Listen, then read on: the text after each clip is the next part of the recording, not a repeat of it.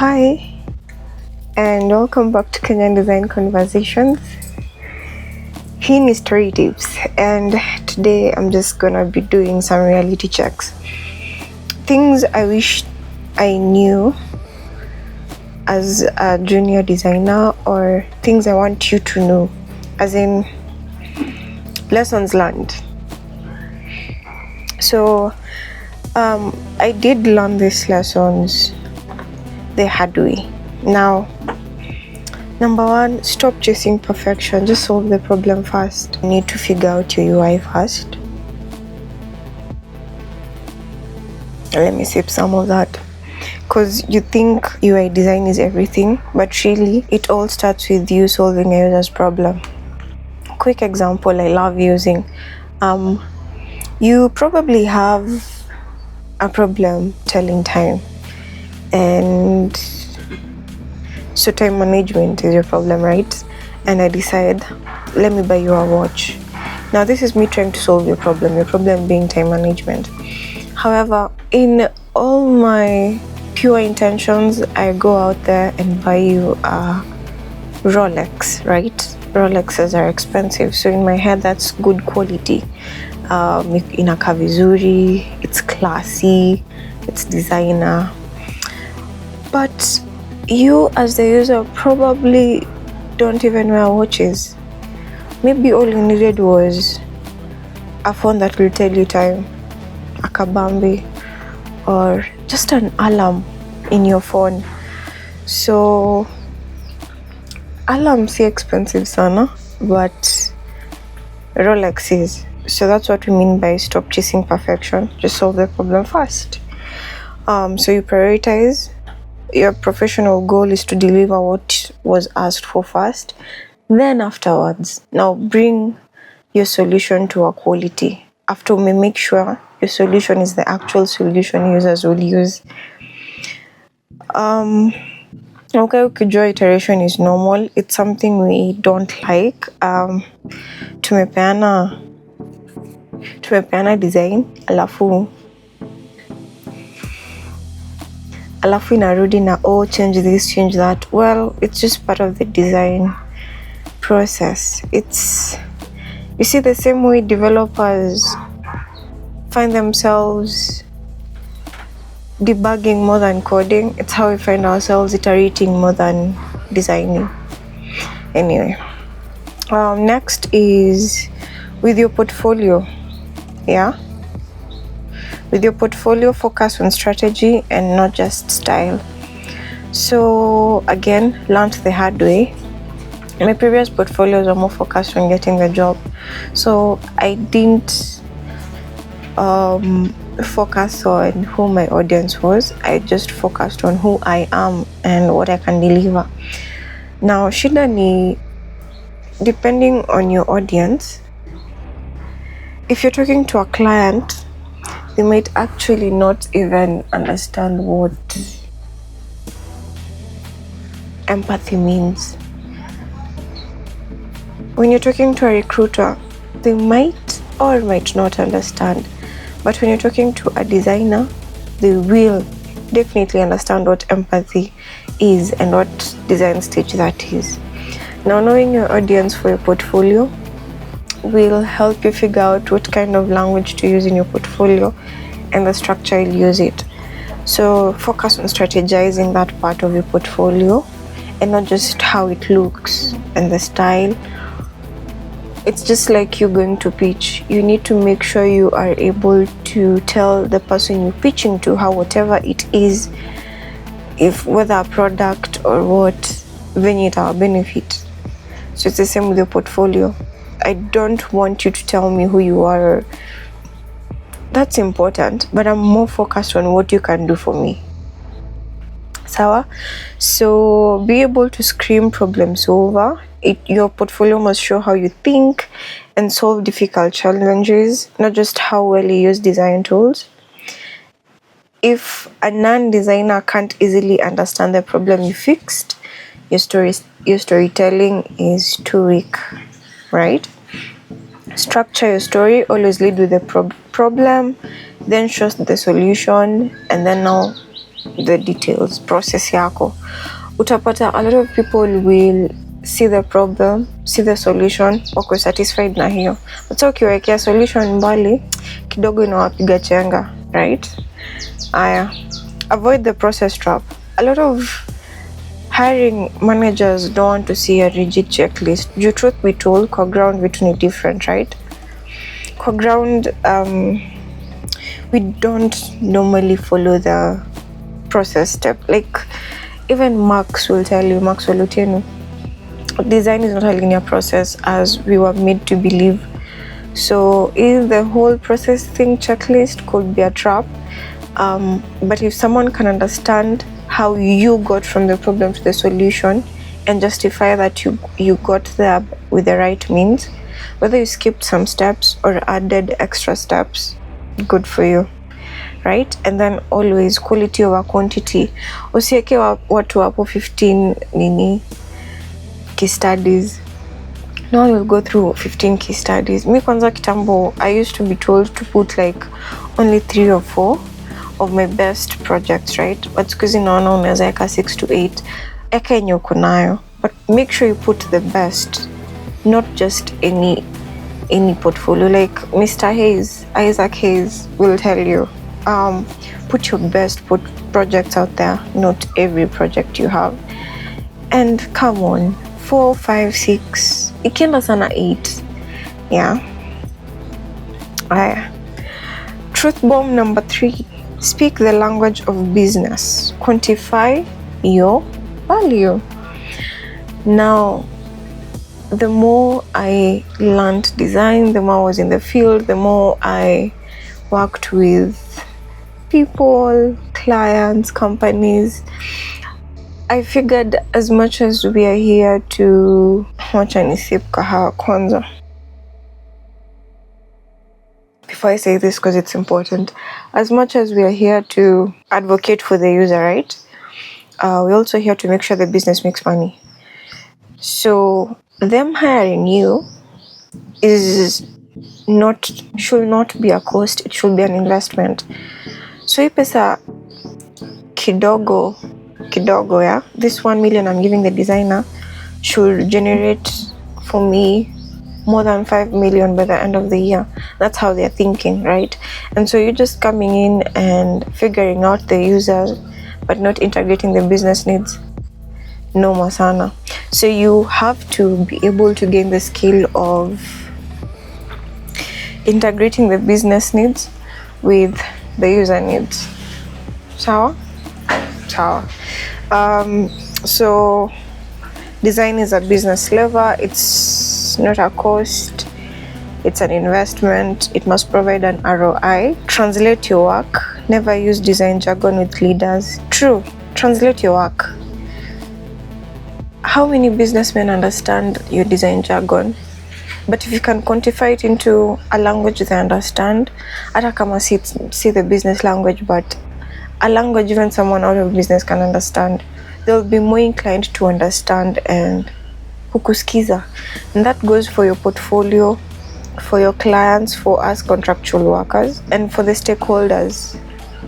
So stakeholders goes both ways, for contractual workers and employment. So for your employer as well, they need to understand the value you're bringing. Utajipata kwa list ya layoffs. It's also a really big difference between a junior designer and an efficient mid-level or senior designer. Let me give you examples. So instead of I redesigned the checkout flow, say I streamlined the checkout process to reduce cart abandonment and support ticket volume.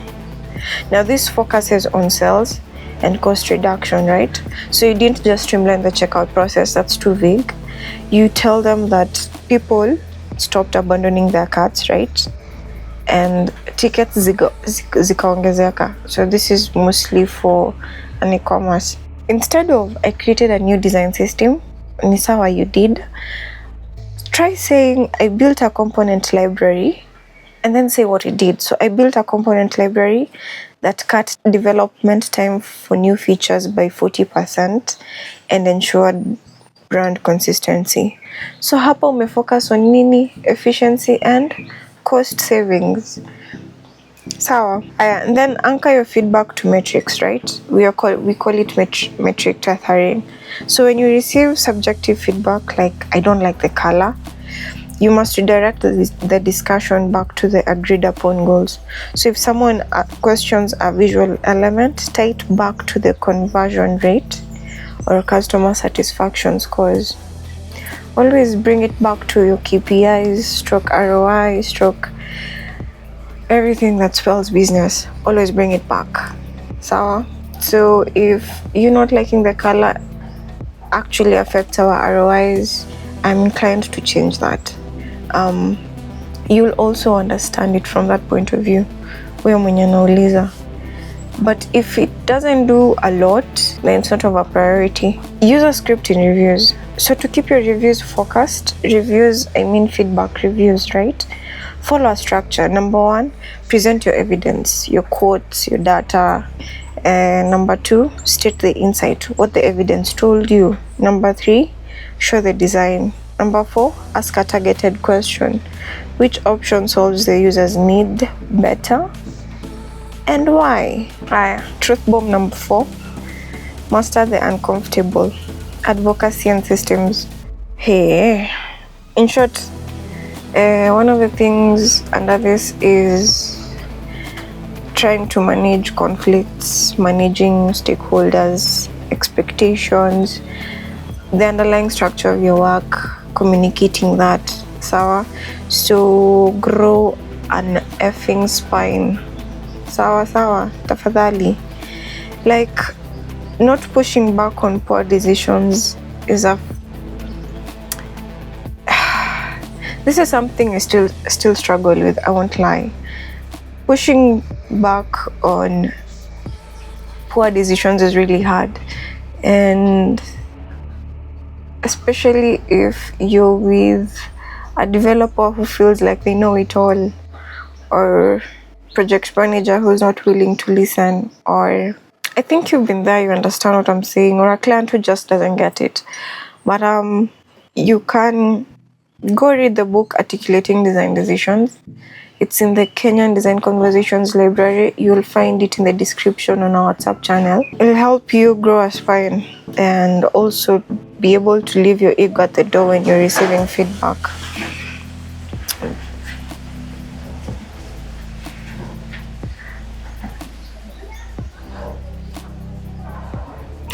Also, don't forget you are hired as an expert. So, kidogo, you can't be silent when people are giving poor decisions. It's not right. It's not healthy. Plus, it's your reputation on the line.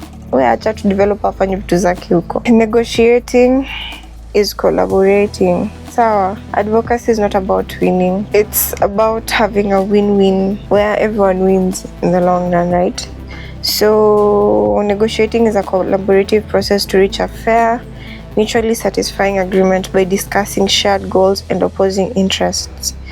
So just trust your expertise. And YouTube has a lot of videos on learning how to negotiate. So Hauna excuse, that I'm missing excuse. I need to learn negotiating. And then managing design debt. This is the hidden accumulation of inconsistencies, outdated components, and shortcuts taken for speed. Guilty as charged. I remember with a company I was working for, so vitu zilikuwa zinakuwa rolled out haraka. Remember, while we are designing, we mainly design to make sure layout inaingiana, flow inaingiana, and then now we normally come back to manage inconsistencies. If hierarchy flani iko off, if buttons zingine hazifanani, or like I've used the wrong button style on a place, right?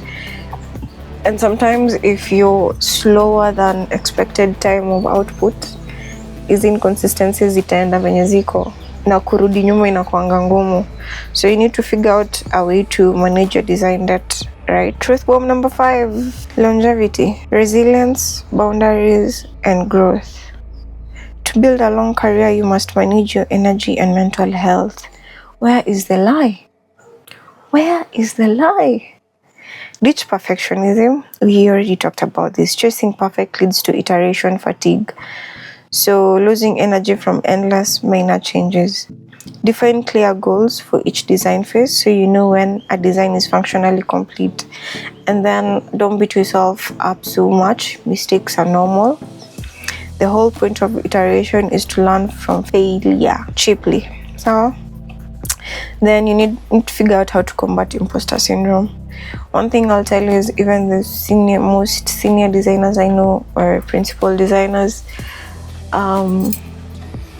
wanakwanga affected na imposter syndrome.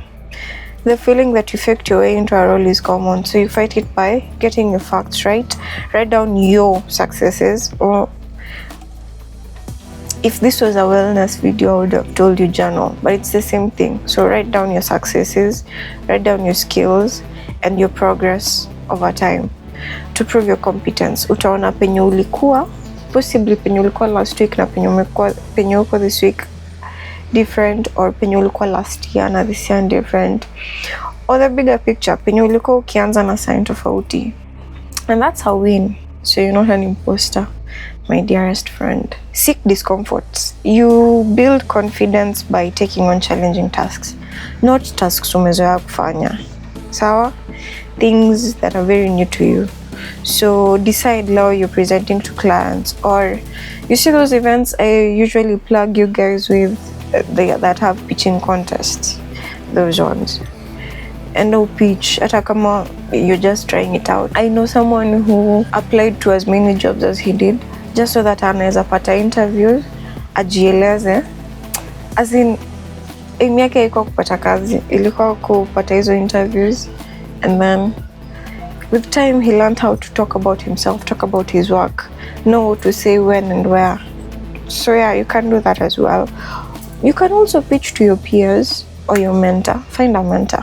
So that was us combating imposter syndrome. Another way we are looking at resilience, boundaries, and growth is setting boundaries. Work-life balance is something you make, not something that's given to you. And work-life balance in that perspective doesn't exist. Let me let that sink in. Umesema nini? Work-life balance does not exist. So what I mean is, work-life balance works for you if you're doing something you really like doing. So that's how you make it. If you love doing design,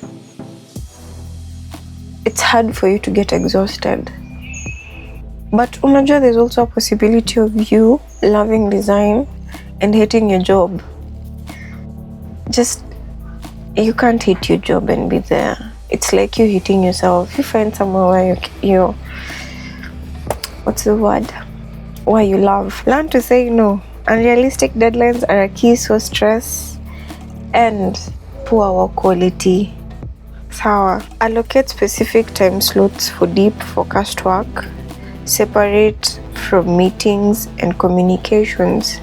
That's what we call time blocking. As you grow in your design career, or if you're a contractual designer, you'll figure out that there's a lot of times you're more in meetings than doing actual work, and that kind of shifts focus and kidogo lowers productivity, because all a creative wants to do is just sit with their canvas, whether it's digital, whether it's on paper, and focus on working, right?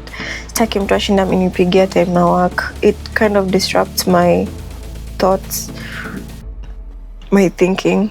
Unaona? So you need to figure out or find time, because kuna vitu zingine pia huwezi hepa. If you're employed or if you're a contractual worker, you know at this particular time I have a meeting. So we mwenyewe find a time where you can time block and do deep focus work.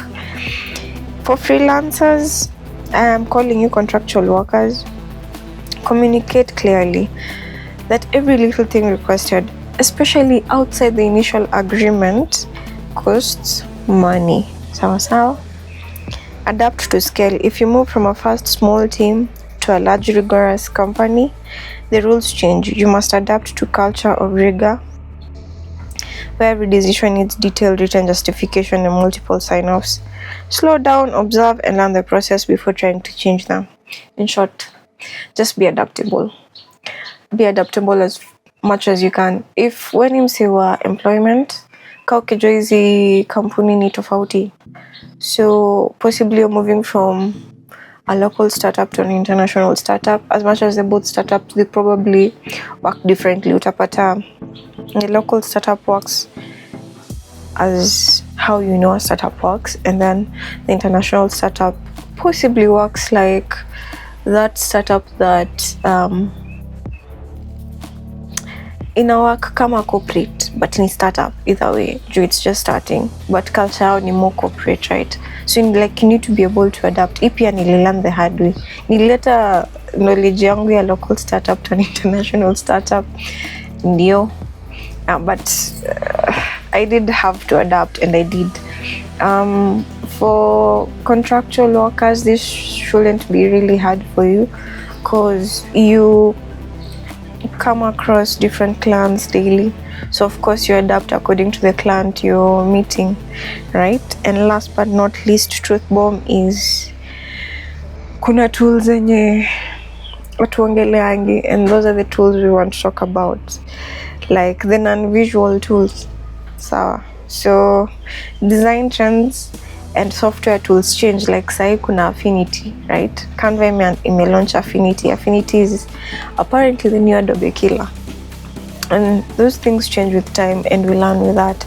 But the things that don't change and are very crucial, for example, empathy. Come on, empathy is primary, and kuna watu kama mimi, I'll admit I'm an empath, and as much as I thought it was a superpower, I just learned like jana through podcast ya mtu that being an empath is actually a trauma response.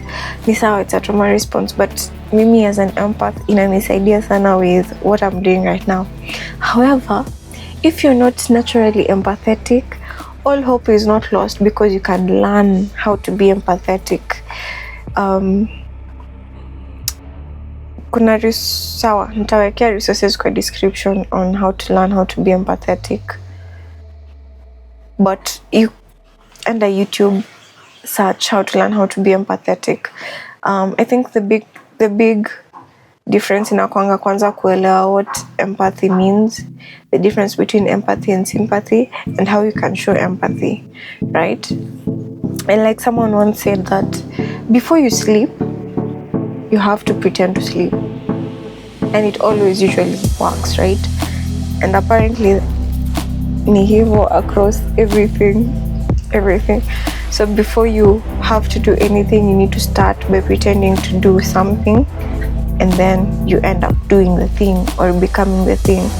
Even when you end up nimependa chem high school. Anyway, also there's empathy, and then there's critical thinking. Always approach projects with intense curiosity. Get into the habit of asking simple but deeply relevant questions to challenge the basic assumptions everyone is operating under. I'm not so sure if someone can learn critical thinking, but I'm pretty sure you can train yourself to be a critical thinker. Vitu zingine zisipite. Oh my god, communication. Communication not just designers peke yake, ni everyone. Like you need to learn how to communicate and communicate well. Like I know someone who was an excellent person at their job, but they were fired because communication ilikuwa shida. So communication jamani. Ideas fall because of poor communication, not poor aesthetics. You need to master verbal presentation, written rationales, and visual clarity to ensure your ideas are accessible to everyone. Communication. Again, you can't learn how to communicate, and on YouTube, just search up, or you will find so many videos on how to communicate effectively, and kuna zingine hata ziko niched. Sawa? And then observing before you act. When joining a new team, if a process seems inefficient, ask why it's done that way. We kwako ni inefficient, waulize hao kwanza, mbona wanaifanya hivyo? Juu umepata wakifanya hivyo, kumaanisha possibly for them it's been working, right? There's almost always a deep historical reason for it that you must understand before you can effectively advocate for change. Sawa. Haya, na mwisho kabisa ni keep learning and practicing. Your career longevity depends on becoming broadly skilled, constantly practicing and remaining vigilant for the next necessary step. That has been Chandarata. KDK Story Tips. Bye.